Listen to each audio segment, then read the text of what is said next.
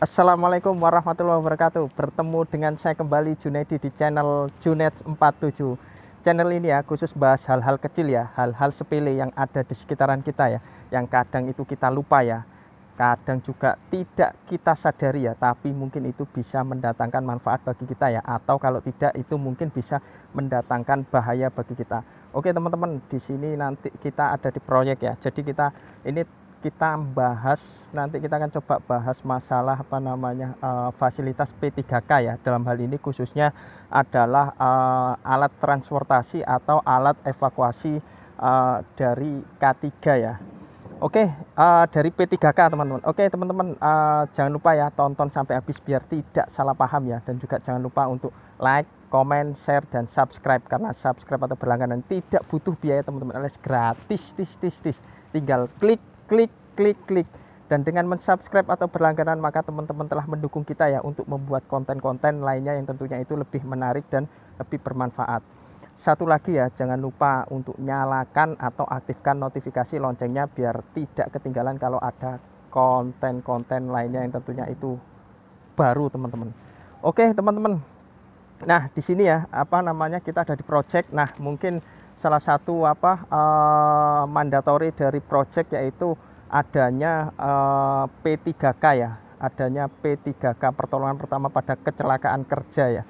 Nah untuk mendukung P3K itu sendiri teman-teman, itu dibutuhkan fasilitas-fasilitas ya. Jadi memang mungkin sebelumnya kita sudah bahas beberapa fasilitas ya. Nah sekarang kita akan coba bahas lebih detail teman-teman masalah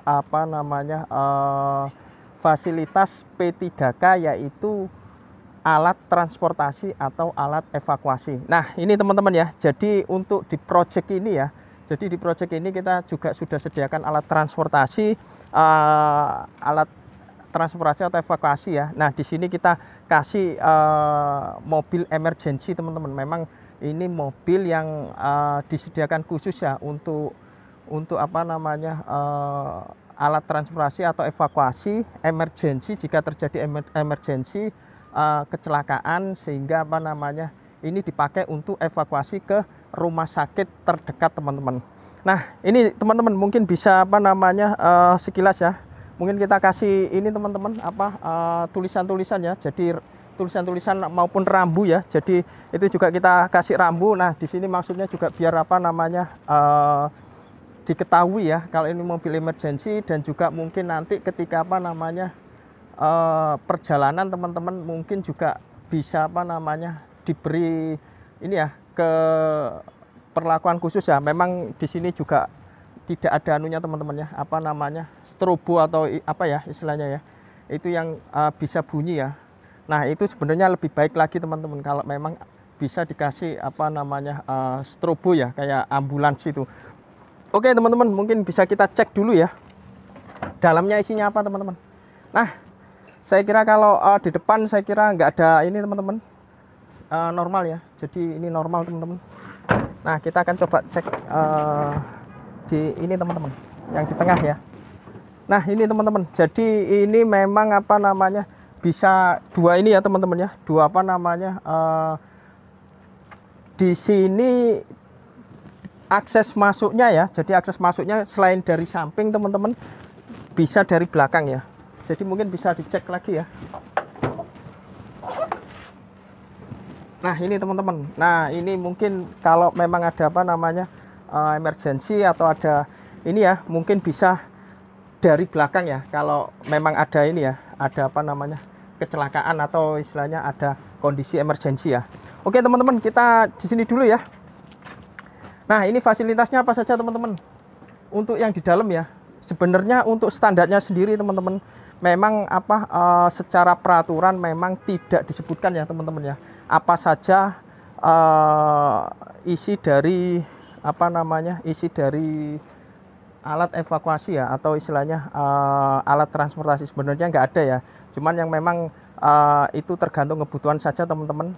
Secara peraturan memang tidak ada, tapi yang jelas itu dia bisa menampung orang ya, menampung orang atau korban jika terjadi keadaan darurat. Nah ini yang pertama teman-teman ya, mungkin bisa dari belakang saja ya kamera ya. dari belakang kamera. Nah ini teman-teman, yang jelas apa namanya, yang pertama ini tandu ya teman-teman ya.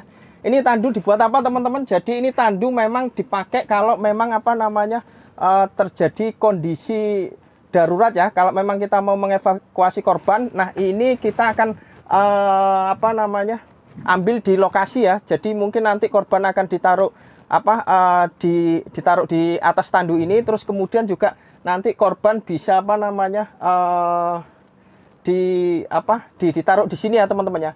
Nah jadi memang ini sebenarnya mobil biasa teman-teman ya, cuman memang dimodifikasi sehingga apa namanya, joknya semuanya dilepas ya, joknya semua dilepas.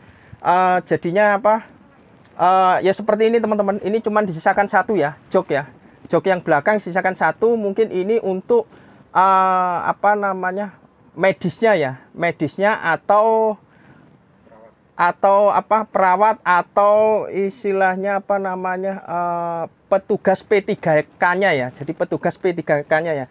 Nah ini teman-teman ya. Jadi nantinya kalau memang ini teman-teman apa istilahnya, nanti orangnya bisa ditaruh di sini ya, memanjang gini ya. Terus kemudian apalagi teman-teman selain tandu, nah yang jelas istilahnya apa, ini ada emergency kit ya teman-teman ya.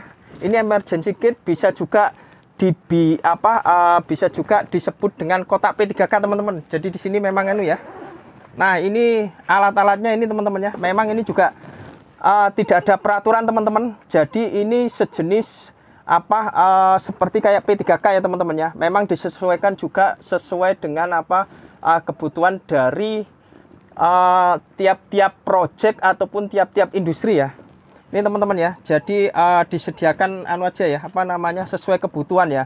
Jadi kalau di project kemungkinan besar adalah biasanya mungkin jatuh atau apa teman-teman, yang itu dicurigai patah ya, patah, sehingga apa namanya, lebih banyak peralatan kebutuhan untuk penanggulangan patah tulang teman-teman.